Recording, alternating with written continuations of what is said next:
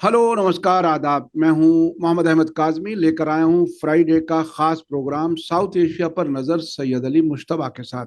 सैयद अली मुश्तबा साहब इस खास प्रोग्राम के लिए पूरे हफ्ते तैयारी करते हैं। तमाम भारत के पड़ोस के मुल्कों पर खबरों पर नज़र रखी जाती है, चर्चा होती है, और आप इस प्रोग्राम को काफ़ी पसंद करते हैं। इसमें अफगानिस्तान, पाकिस्तान, चीन, बांग्लादेश, नेपाल, ये जो पड़ोसी मुल्क हैं उन सबको कवर करने की कोशिश की जाती है। और कभी कभी वो खबरें भी जो इस इलाके के लिए और दूर तक के मुल्कों से कुछ ताल्लुक रखती हैं, वो भी खबरों पर, उन खबरों पर भी चर्चा होती है। आज सईद अली मुस्तफा साहब के साथ जो बात होनी है वो बहुत अहम इसलिए है कि पाकिस्तान से बहुत गर्म खबर है। गर्म खबर यह है कि इंडस वाटर ट्रीटी के मामले पर बिलावल भुट्टो ने इस हद तक कह दिया कि इस पर जंग भी हो सकती है। जंग के बादल फिर एक तरह से मंडराते नजर आ रहे हैं। ऐसे वक्त में जब एक बीच में खबर आई थी, पिछले हफ्ते हमने उसको कवर किया था कि कुछ ट्रैक टू डिप्लोमेसी भी भारत और पाकिस्तान के बीच में चल रही है, लेकिन इस खबर से एक तरह से बेचैनी बढ़ी है। दूसरी खबर, हम चीन ने अरुणाचल प्रदेश के कुछ हिस्सों पर कहते हैं कि वहां दाखिल हो गए। अब से पहले हमें मालूम है कि कुछ बरस पहले नॉर्थ में जो लद्दाख वाले इलाके में भी चीन ने कुछ इलाकों पर कब्जा किया था। क्या कुछ है वो खबर, उस पर भी हम बात करेंगे। बांग्लादेश और चीन के बीच में बहुत कुछ हो रहा है, वो हम बात करेंगे। इसके अलावा श्रीलंका की भी हम बात करेंगे, जिसमें प्रिजन राइट हुए हैं वहां पर। और एस्कोबार पेपे, ब्राजीलियन जर्नलिस्ट ने एक बहुत अहम बात की है। पाकिस्तान और ईरान के बीच में जो ताउन बढ़ा है, उसकी कुछ खास खबर है, उस पर भी हम बात करेंगे। सैयद अली मुस्तफा साहब, वेलकम है आपका। मीडिया स्टार वर्ल्ड को आप वक्त दे देते हैं, उसके लिए बहुत बहुत शुक्रिया। क्या कुछ है? सबसे पहली खबर, भारत और पाकिस्तान के दरमियान, आपने पिछली बार ट्रैक टू की बात की थी, इस बार जंग की सी आवाजें आ रही हैं, क्या कुछ है ये? जी जी, काजमी साहब बहुत बहुत शुक्रिया। और मैं अपने सामीन को चेन्नई से खैर मुकद्दम कह रहा हूँ, क्योंकि मुझे इमरजेंसी में फिर से चेन्नई आना पड़ा। और अगली फुर्सत में मैं फिर अपने गांव बिहार में हूँगा। तो अब इसके बाद हम लोग अपनी चर्चा का आगाज करते हैं। ये जंग के बादल जो मंडरा रहे हैं, ये इंडस वाटर ट्रीटी के ऊपर मंडरा रहे हैं।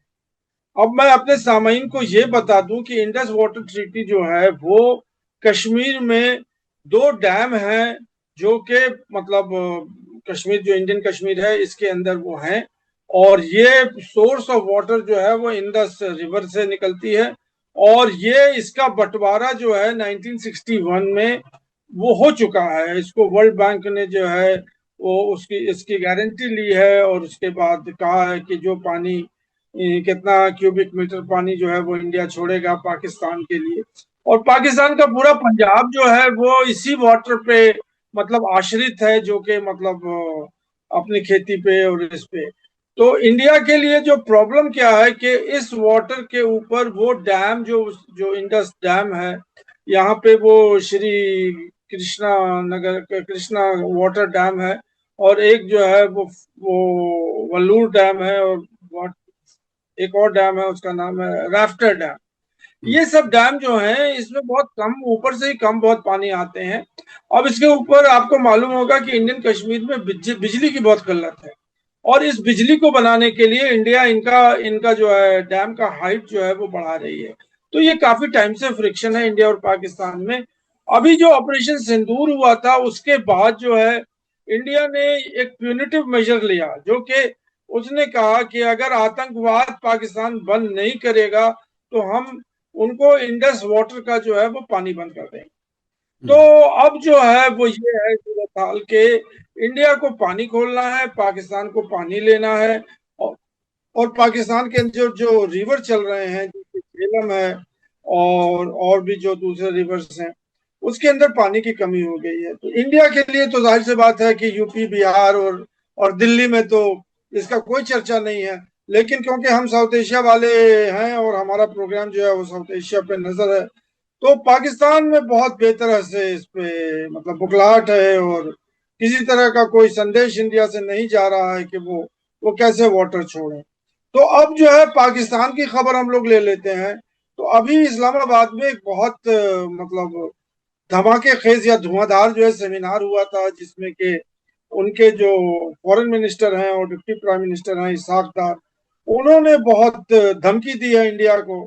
और बिलावल भुट्टो भी उन्होंने कहा है कि हम जो है मतलब ये वॉर का संकेत है और हम जो है पानी के लिए जो है इंडिया के साथ वॉर करेंगे।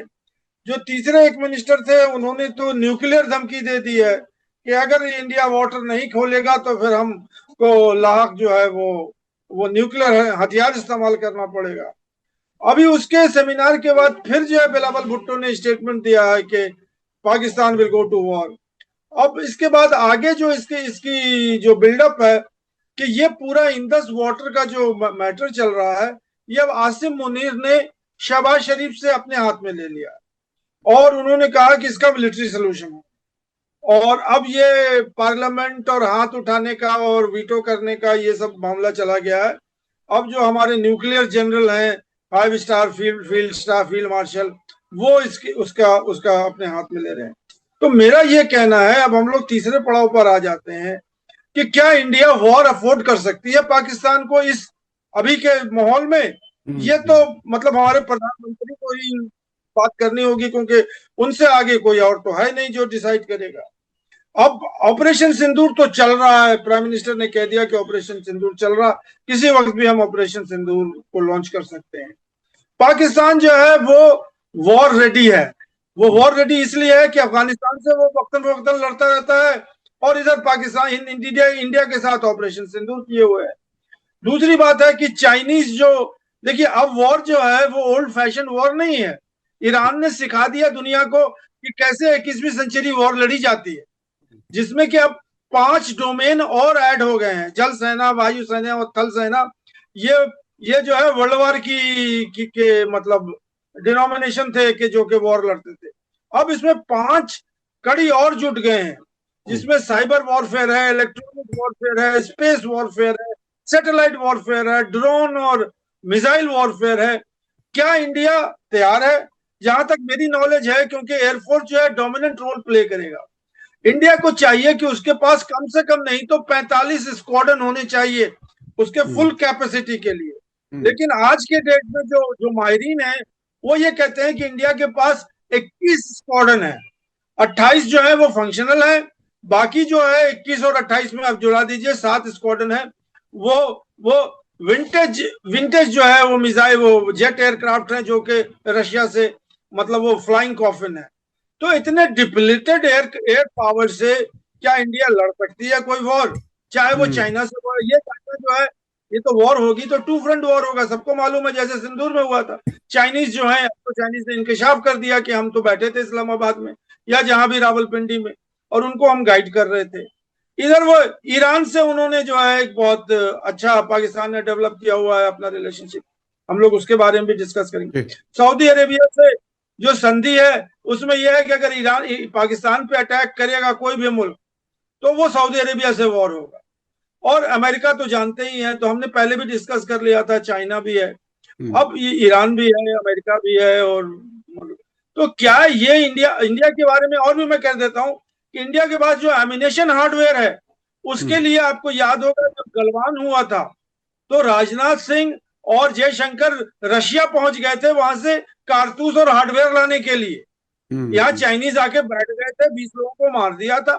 उसकी उसकी कहानी जो है वो नरवानी ने कह दिया था कि वो टैंक लेके पहुंच गए और हम कारतूस लेने जो है वो पहुंचे थे मॉस्को, कि वहां से कारतूस आएगा तो हम जो है लड़ाई लड़ेंगे। तो मेरे अनुसार, या मैं तो बहुत छोटा सा मतलब पत्रकार हूं, इंडिया प्रिपेयर्ड नहीं है ऑल आउट वॉर के लिए। अब पहले यह था कि इंडिया जो है वो पाकिस्तान को 15 दिन के अंदर में एग्जॉस्ट कर देगी। अब सऊदी अरेबिया के सबसे पीछे उसके वो लगा है, तो अब पाकिस्तान इस वॉर को महीनों सस्टेन कर सकती है सऊदी फंडिंग पे। तो मेरा फिर मुद्दा आ जाता है कि क्या इंडिया वॉर अफोर्ड कर सकती है? और मेरा एक और मानना यह है कि ये कश्मीर वॉर होगा। पाकिस्तान के लिए तो अपॉर्चुनिटी है, इंडिया ने तश्तरी में रख करके कश्मीर का मुद्दा जो है पाकिस्तान के हवाले कर लिया है। कि लूटो, हम्म हराओ, ले लो हम्म कश्मीर। तो क्या क्या आप पाकिस्तान को लूटने देंगे कश्मीर? हमारे हम्म। नरेंद्र मोदी साहब वाटर बंद करके क्या पाकिस्तान को लूटने देंगे कश्मीर? ये तो बिल्कुल सीधा सीधा कोई एक, मतलब कहने कहने का मतलब एक जाहिल भी आदमी जो है वो अगर मिलिट्री का थोड़ा भी सेंस रखता है तो यही कह रहा है कि नरेंद्र मोदी ने तो तश्तरी पर रख करके कश्मीर पाकिस्तान के हवाले कर दिया है। उनको तो अरे बस साहब, मतलब मुश्तबा साहब, मैं बीच में रोक रहा हूं आपको। आपको याद होगा जब ये इलेक्शन हो रहे थे 2024 के, ये कहा गया था कि अगर हम जीत गए तो 6 महीने में पाकिस्तान ऑक्युपाइड कश्मीर को हम कब्जा कर लेंगे, हम वापस ले लेंगे। आप बात कर रहे हैं कि कश्मीर को आपने प्लेट में रख के दे दिया। क्या क्या इतना कमजोर हो गया भारत? क्या पाकिस्तान के जो इस वक्त ईरान और अमेरिका के बीच में जंग रोकने की कोशिशें हैं, डिप्लोमेटिक कद उसका इतना बड़ा हो गया कि और बहुत से मुल्क उसको मदद करेंगे? क्या क्या सिनेरियो क्या बनेगा अगर जंग शुरू हो गई तो? नहीं नहीं, सिनेरियो तो मैंने बता दिया। मैंने ये कहा कि अगर नरेंद्र मोदी फिर से ऑपरेशन सिंदूर को लॉन्च करेंगे, हम्म या पाकिस्तान ने तो बिल्कुल ओपनली कहा है कि हम जो है वो इंडस वाटर का जो अभी डैम का हमने आपको जिक्र किया, वो रफ्तार डैम और वल्लूर डैम और जो है वो क्या दूसरा श्री कृष्णा डैम, इनको हम उड़ा देंगे। मिसाइल हमारे पास तैयार है इनको उड़ाने के लिए। हम्म वो तो शेख रशीद का फेमस कोटेशन है कि क्या हमने न्यूक्लियर हथियार जो है मंदिर में घंटा बजाने के लिए रखा है क्या? ये बहुत बड़ा कोटेशन है। तो ये हाँ, तो सिनेरियो अभी ऐसा चल रहा है कि अरे मोदी साहब, साहब जो है जिसे कहते हैं बंदर भपकी तो नहीं है ये पाकिस्तान? इतनी ताकत कहाँ से आ गई कि वो भारत को बिल्कुल हरा देगा? और ये तो नहीं ऐसा देखिए, नहीं। हराएगा जीतेगा वो तो जंग डिसाइड करेगा। हाँ ईरान ने कभी सोचा था कि वो अमेरिका को हरा सकता है? या हाँ। अमेरिका ने कभी ये सोचा था कि हम ईरान से हार जाएंगे? जंग हम्म जब होती है तो वो खत्म उसी टाइम होती है, चाहे वो कोई कोई ना किसी को डिसाइसिव जो है वो जीत विक्ट्री दे। मैं हम्म। उस पोजीशन उस जगह पे नहीं जा रहा हूं। मैं हाँ। ये कह रहा हूं कि ये जो बिल्डअप है, ये बिल्डअप क्रिएट किया है हमारे भारत सरकार ने, हम्म जिसके लिए पाकिस्तान तैयार है कि वो जंग के लिए बिल्कुल तैयार है। इंडिया हम्म। बिल्कुल तैयार नहीं है उस जंग के लिए, वो हाँ, सिर्फ यानी Indus political Indus leadership. Indus water treaty से भारत ने उसे अबेंस में रख करके या उस पर अमल दरामद रोक करके अपने आप एक क्राइसिस खड़ा किया है, आप ये कह रहे हैं। अच्छा, अब मैं थोड़ा सा चलना जी जी चाहता हूँ बिल्कुल। वक्त की कमी की वजह से। अरुणाचल प्रदेश में क्या चीन कहाँ तक आ गया, क्या है, क्या खबरें हैं? देखिए, खबर चीन की यह है कि वहां पे एक नाहा करके एक ट्राइब है, ट्राइबल कम्युनिटी है वहां पे, वो अपर अरुणाचल प्रदेश जो कि तिब्बत से लगा हुआ है, और उनका एक वेलफेयर एसोसिएशन भी है। उसने अलार्म रेज किया है, ये ट्राइबल कम्युनिटी ने, कि चाइना जो है उनके कैटल के ग्रेजिंग जहां पे हम्म वो चरते हैं हम्म उसके ऊपर इंक्रोच किया। हम्म दूसरा, उन्होंने कहा कि जो हमारा जो एग्रीकल्चरल एक्टिविटी है उसके ऊपर उन्होंने इंक्रोच किया है, और उन्होंने कहा कि हमको वो आगे जाने नहीं देते हैं जो कि हमारा लैंड था पहले। और इसके लिए उन्होंने अलार्म रेज किया है, अपने जो उनका एसोसिएशन है उससे रेज किया है। ये इंडिया लेवल पे बात आ गई है कि चाइना का बाकायदा इंक्रोचमेंट अरुणाचल प्रदेश के अंदर उस ग्रेजिंग लैंड पे और उस एग्रीकल्चरल लैंड पे जो ट्राइबल कम्युनिटी इस्तेमाल करते हैं उनके ऊपर है। लेकिन इसके ऊपर जो है वो ये है कि जो इंडियन आर्मी है अरुणाचल प्रदेश में पोस्टेड जो है, उनका ये कहना है कि कोई भी इस तरह की इनकर्जन नहीं हुआ, और कोई भी जो है आया था ना आएगा ना आने देंगे, वो इस तरह की बात जो है मोदी साहब वाली। तो ये खबर जो है, भाई एक ट्राइबल कम्युनिटी है वो क्यों कहेगा कि चाइना आ जाएगी, आ गया। क्योंकि जब ग्रेजिंग जो स्पेस होता है वो हर जगह चराने के लिए मवेशियों को स्पेस होता है। मुझे याद है अभी भी कि लद्दाख में भी बहुत सारे जो लद्दाखी हैं उनका भी यही कहना है कि चाइनीज जो फोर्सेस हैं आगे जो लाइन ऑफ कंट्रोल पे, वो हमारे मतलब लद्दाख की बात कर रहे हैं कि हमारे मवेशी को आने जाने नहीं देते हैं, और हमें बड़ी परेशानी होती है, हमें परमिशन लेना पड़ता है उनसे कि हमें आप जो है मवेशी को जाने दें। तो ये तो गतिविधि चल रही है। अब अपने सामाइन को मैं बता दूं कि चाइना का जो LAC है, लाइन ऑफ एक्चुअल कंट्रोल, वो 3 जगहों पे है इंडिया के। एक तो जो अरुणाचल प्रदेश है, जिसको इंडिया कहती है कि हमारा टू टंग है, और चाइना कहती है कि ये सदर्न तिब्बत है। उनके नाम भी बदल दिए उन्होंने और सब कुछ किया। ये बहुत बड़ा हिस्सा है। दूसरा बड़ा हिस्सा है वो है लद्दाख का। वो भी बड़ा हिस्सा है जिसमें कि वो इंडिया जो है बहुत तेजी से उसको LOC बनाने के लिए जो है वो अपने कामजन है और वहां पे जो है अपने फौज खड़े कर दिए हैं।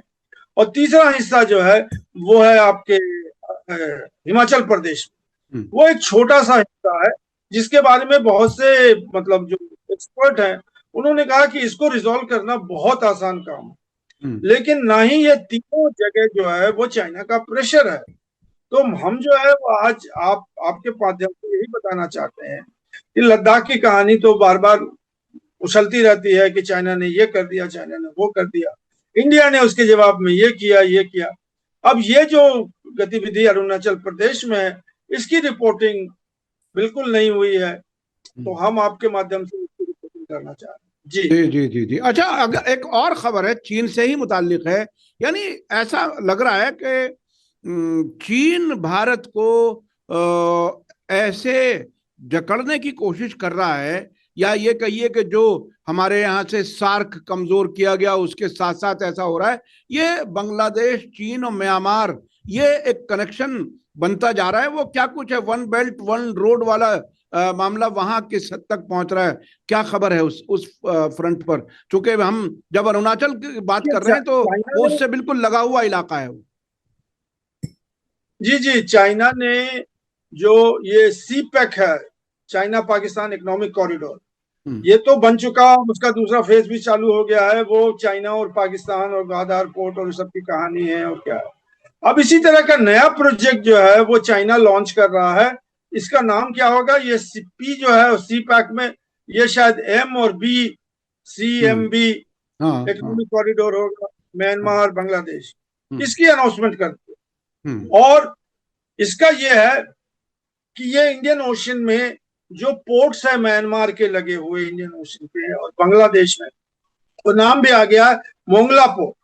यहाँ ये बिल्कुल बेल्ट एंड रोड इनिशिएटिव लेके जाएंगे, जो चाइना से कुमांग एरिया जो चाइना का है वहां से वो आएगा म्यांमार में, और म्यांमार में तो वो अपनी जगह बनाएगा ही पोर्ट पे। उसके बाद वही चला जाएगा बांग्लादेश में, और बांग्लादेश में वो मोंगला पोर्ट तक जाएगा। और वहां पे देखिए, ये चाइना की स्ट्रैटेजी ये है कि वो मलक्का स्ट्रेट को अवॉइड करना चाहते हैं, और चाहते हैं कि गादार पोर्ट से और म्यांमार पोर्ट से और बांग्लादेश पोर्ट से वो तेल जो है वो अपने यहाँ मतलब इंपोर्ट करें। तो इसके लिए ऑल्टरनेटिव रोड बिल्ड कर रहे हैं। दूसरा, ये सब जो पोर्ट जो होंगे ये चाइना के फिजिकल डोमिनेंस की जगह होगी, जहाँ के वो अपने शिप्स और मतलब सबमरीन और इस तरह की चीजें जो है इस्तेमाल करेंगे। अब ये जो सिपिट पोर्ट का कहानी था, इंडिया ने बनाया था और बहुत बड़ा एक कार्डलन वो बनाया था, वो सब खत्म हो गया। अब कितना इन्वेस्टमेंट हुआ है इंडिया का, कोई व्हाइट पेपर उसमें नहीं आया है आज तक कि कितना इंडिया ने बर्बाद कर दिया। जबकि चाइना से एक पाइपलाइन बिछी हुई है जो कि म्यांमार के पोर्ट पे आके खत्म होती है, और उस पोर्ट से आज के डेट में नहीं, कई साल से जो है वहां से वो शिप के द्वारा जो है गल्फ की खाड़ी से, जहां भी गल्फ से वो आता है, और वो पाइपलाइन के थ्रू जो है वो चाइना जो है के यहाँ जाता है। और चाइना का डोमिनेंस जो है म्यांमार पे बिल्कुल कंप्लीट है। वहां की मिलिट्री जनता चाइना के बिना कुछ नहीं कर सकती है। तो मैं यही कह रहा था कि अब जो चाइना का जो घेराबंदी है, ये गोलाबंदी है, वो तो पाकिस्तान से तो है ही है, श्रीलंका पे तो है ही है, बनटोटा पे। अब ये नया जो अनाउंसमेंट हुआ है, ये अनाउंसमेंट जो है वो म्यांमार होते हुए ये पूरा CPEC CMB economic zone, Myanmar Bangladesh economic, और ये सब जो है वही रास्ते से जाएगा जहां के वो रेकिन स्टेट है, जहां पे गैस का पूरा जखीरा है। और मेरे ख्याल में ये चाइना ही होगा जो कि कॉक्स बाजार से रोहिंग्या को फिर से रिपेट्रिएट करेगा रेकिन स्टेट में। ये बड़ी कहानी है जो कि अभी नहीं खुलेगी, लेकिन यह है कि वक्तन फवक्तन इस पर डेवलपमेंट होता रहेगा। इंडिया कुछ नहीं कर सकती है। और चाइना जो है ये वही इलाका है जहां से रोहिंग्या गए बांग्लादेश में जाकर के, और वहां पर कॉक्स बाजार में एक बड़ी तादाद में अब मैं चलता हूं उन दो खबरों की तरफ। वो बराह रास्त तो यानी बराह रास्त हमारे इमीडिएट पड़ोसी पाकिस्तान से मुताल्लिक हैं, लेकिन और थोड़ा सा उसका दायरा बढ़ जाता है ईरान तक। एक तो वो खबर जिसमें प्रोफेसर मरांडी ने कहा कि पाकिस्तान के न्यूक्लियर एक्सपर्ट ने अभी हाल ही में ईरान का दौरा किया है, वो क्या कुछ है। उसके बाद एस्कोबार वाली खबर पर भी हम आएंगे, वो भी बहुत ही इंपॉर्टेंट है, जो ब्राजीलियन जर्नलिस्ट ने कही है। मैं समझता हूं कि इसको समझना भारत के लोगों के लिए बहुत जरूरी है। ये जो एमर्ज हो रहा है पाकिस्तान इस डिप्लोमेसी के साथ साथ और भी कई चीजें अंदर अंदर हो रही हैं। क्या कुछ प्रोफेसर मरांडी ने क्या कह दिया? जी जी, प्रोफेसर मरांडी का इंट्रोडक्शन तो आप बेहतर देंगे हमसे। वो ईरानियन है और वो इंग्लिश स्पीकिंग ईरानियन है, और अमेरिकन एक्सेंट में वो अंग्रेजी बोलते हैं, ताकि ग्राउंड लेवल पे अमेरिकन को, जो कि घर में और अलग जगह पे कैफे में यहाँ वहाँ जो टीवी देखते हैं, तो वो ईरानियन जो है वो मरांडी साहब, वो अमेरिकन अंदाज में अंग्रेजी बोलते हैं, ताकि अमेरिकन को समझ में आ जाए कि वो क्या बोल रहे हैं। तो वो एक इम्पॉर्टेंट लिंक है वेस्टर्न वर्ल्ड से या इंग्लिश स्पीकिंग वर्ल्ड से और ईरान से। उनका कहना यह है कि 25 two dozen America Pakistani nuclear scientist जो हैं वो आए थे अभी कुछ दिन पहले, और वो तफरी करने के लिए नहीं आए थे, तेहरान घूमने के लिए नहीं आए थे, इस्फहान गए थे। इस्फहान भी बहुत, आप जानते हैं कि बहुत ही कदीम शहर है, और इस्फहान की तो कहानी मतलब मशहूर है कि इस्फहान किस तरह का शहर है। और अब ईरान का जो न्यूक्लियर पूरा मतलब जो जो फैसिलिटी है वो इस्फहान के आसपास ही है। तो वहां ये लोग गए थे, और अभी जो जो ये लोग, ये बिल्कुल मरांडी साहब ने कह दिया था कि ये जो है तफरी के लिए नहीं आए थे, खाना खाने नहीं आए थे कोई, मतलब ये लोग इंस्पेक्ट करने के लिए आए थे कि आखिरकार जो थोरियम है ईरान के पास वो 60% से ऊपर क्यों नहीं इनरिच हुआ था। यूरेनियम, और उनका यूरेनियम यूरेनियम यूरेनियम जी जी यूरेनियम, हाँ, उसकी जो मशीन है वो ईरान के पास वो रुक गई है। और जब तक वो मशीन जो है वो टरबाइन होती है, घूमती है, उसके अंदर अगर आप उस यूरेनियम को डालेंगे तो वो अब 60% होगा। तो इन सबको ठीक करने के लिए वो गए थे, और ईरान के पूरे न्यूक्लियर मतलब फैसिलिटीज का जायजा लेने के लिए। ये उन्होंने नहीं कहा कि ईरान जो है बॉम्ब बना रहा है, ये भी नहीं कहा कि वो स्टॉक फाइल कर रहा है। अब ईरान जो है वो पाकिस्तान से इतने करीब इसलिए आया है कि पाकिस्तान के पास तो न्यूक्लियर साइंटिस्ट का जखीरा है, तो वो जो है वो भेजा है उन्होंने। इसका क्या हाल चाल है? अब इसके साथ मैं आपको एक चीज और बता दूं कि 1974 से लेके 1999 तक इंडिया ने, 1974 में इंदिरा गांधी ने पोखरान-1 का धमाका किया था और कहा था कि हमारा धमाका जो है वो पीसफुल पर्पसेस के लिए। 1999 तक जो है इंडिया डिनाई करती रही कि हमारे पास न्यूक्लियर बॉम्ब है, लेकिन जब 99 में फिर पोखरान-2 हुआ, जिसमें एपीजे अब्दुल कलाम भी शामिल थे और वाजपेयी जी भी शामिल थे, अडवाणी साहब भी शामिल थे, उसके बाद इंडिया ने डिक्लेयर किया कि we are a nuclear state. और उसके 10 मिनट के बाद जो है कथुआ में पाकिस्तान ने जो है वो धमाका किया, जिसका नाम उन्होंने रखा टिट फॉर टैट। तो उन्होंने भी डिक्लेयर किया कि we are a nuclear state. तो मैं इसलिए कह रहा हूं कि ये सब चीज जो है, जैसे मैं आपको पहली पुरानी कहावत है कि everything is fair in love and war, तो अमेरिका ईरान जो है वो किसी वक्त भी जो है वो धमाका करके कहेगा कि I am a nuclear state, जिसको जो करना कर ली। बिल्कुल। तो ये जो पाकिस्तान के जो न्यूक्लियर साइंटिस्ट हैं, और ये सब चीजें कोई ओपनली अनाउंस नहीं होती है, जब वो ब्लास्ट हो जाता है, जब वो डिक्लेयर हो जाता है, तब वो कहते हैं कि we are a nuclear state. ये बड़ा इंटरेस्टिंग मैं थोड़ा सा इसमें ऐड कर दूं। प्रोफेसर मोहम्मद मरांडी इस वक्त तेहरान यूनिवर्सिटी के प्रोफेसर हैं और वो सरकार के भी काफी नजदीक हैं। 2015 जो डील हुई थी अमेरिका के साथ, उसकी निगोशिएटिंग उसमें टीम में भी थे, और अभी जो इस्लामाबाद में बातचीत हुई थी उस टीम में भी ये आए थे। ये वेस्टर्न मीडिया, खासतौर पर अलमयादीन टेलीविजन चैनल जो लेबनान का है, उसके जरिए बहुत सी चीजें इंग्लिश स्पीकिंग लोगों तक पहुंचाते हैं। तो ये बहुत बड़ी तब्दीली है। खुद ईरान ने अब तक कहा हुआ है कि हम न्यूक्लियर बम नहीं बनाना चाहते, इस्लाम इसकी इजाजत नहीं देता। लेकिन मैंने एक बार ईरानी एक सीनियर जर्नलिस्ट से पूछा, वो कज़वीन के रहने वाले हैं, उर्दू जबान में बात कर लेते हैं, हमारे दर्शकों ने जरूर देखा था, याद होगा। उन्होंने, जब मैंने कहा कि ये जलजला आया था, क्या था, तो उन्होंने कहा कि नहीं, कुछ जलजले ऐसे होते हैं जैसे बच्चा गोद में हो और माँ उसको हिलाए तो उस तरह से उसे अच्छा लगता है। तो यानी उन्होंने इशारा दिया था कि शायद हो सकता है टेस्ट कर लिया हो। अच्छा, अब चलते हैं अगली खबर की तरफ। ये एस्कोबार पेपे ब्राजील के जर्नलिस्ट हैं, उन्होंने क्या कुछ बता दिया पाकिस्तान और ईरान के ताल्लुक से, वो भी काफी अहम है। मैं समझता हूं प्रोफेसर मरांडी के बयान के साथ साथ ये समझना भी बहुत जरूरी है।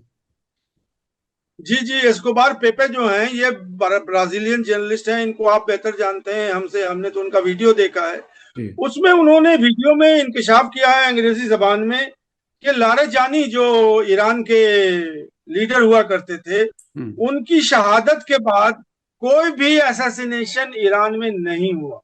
वो उसकी वजह तलाश कर रहे थे कि आखिर ऐसा क्यों हुआ कि मतलब मोसाद और इजराइल ने उसके बाद किसी लीडरशिप को उसने जो अटैक नहीं किया। तो उन्होंने फाइंड आउट ये किया है, जो उनका कहना है कि चाइना ने जो है जो जो मोसाद का या इजराइल का जो जो कोड था, जिससे कि वो मतलब क्रैक कर लेते थे ईरानी मतलब लीडरशिप की पोजीशन, और ये उसको उन्होंने फाइंड आउट कर लिया। और चाइना ने वो टेक्नोलॉजी इस्लामाबाद के अंदर और रावलपिंडी के अंदर लगा दी है, ताकि कोई भी इस्लामाबाद या पाकिस्तान का दुश्मन जो है उस रास्ते से, क्योंकि मोसाद और इंडिया का तो कनेक्शन है रॉ का, तो इंडिया जिस वक्त चाहेगी वो लीडरशिप को हटा सकती है उससे, तो उसको उन्होंने सील कर दिया। अब जो है लारेजानी के मरने के बाद जो है फिर कोई असैसिनेशन अटेम्प्ट इसलिए नहीं हुआ कि वही टेक्नोलॉजी पाकिस्तान ने चाइना को, ईरान को दे दिया है। और ईरान इससे पहले, आपको याद होगा, आप तो ज्यादा जानते हैं हमसे, कि एक बार याद हुआ था कि मोबाइल फोन फट गया था और रास्ते में कोई और चीज एक्सप्लोड हो गई थी और 20-25 साइंटिस्ट जो ईरान के हैं उनको मार दिया था। फिर और बाद में जो है वो हुआ था, लास्ट जो है वो आयतुल्ला खamenei के शहादत के साथ 40-44 लोग मर गए थे। उसके बाद जब वॉर शुरू हुआ तो फिर लारेजानी मर गए थे।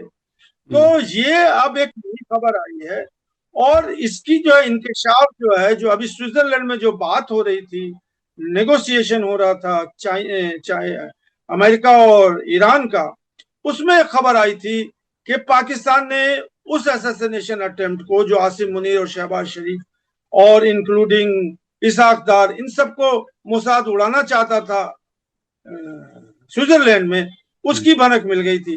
उसको जो है इन्होंने डी कोड कर लिया था और उसके बाद कतर के माध्यम से स्टर्न वार्निंग दिया था, बिल्कुल मतलब दो टूक कहा था कि इजराइल दुनिया के सफ़े हस्ती से खत्म हो जाएगा अगर इजराइल या मोसाद ने ईरान की तरह अगर कोई अटेम्प्ट पाकिस्तान के ऊपर किया। तो ये बातें जो हैं वो पेपे एस्कोबार जो हैं उन्होंने कहा, और कहीं किसी हद तक सदाकत उसमें समझ में आती है कि लारेजानी के बाद कोई अटेम्प्ट नहीं हुआ। लारेजानी से पहले तो ऐसा लग रहा था कि इजराइल जो है वो तो बिल्कुल मतलब जो चाहे मतलब वो कर सकता है ईरान के अंदर, उसने कैसे कैसे खुफिया एजेंट बैठाए हुए थे, किस किस को किया हुआ था।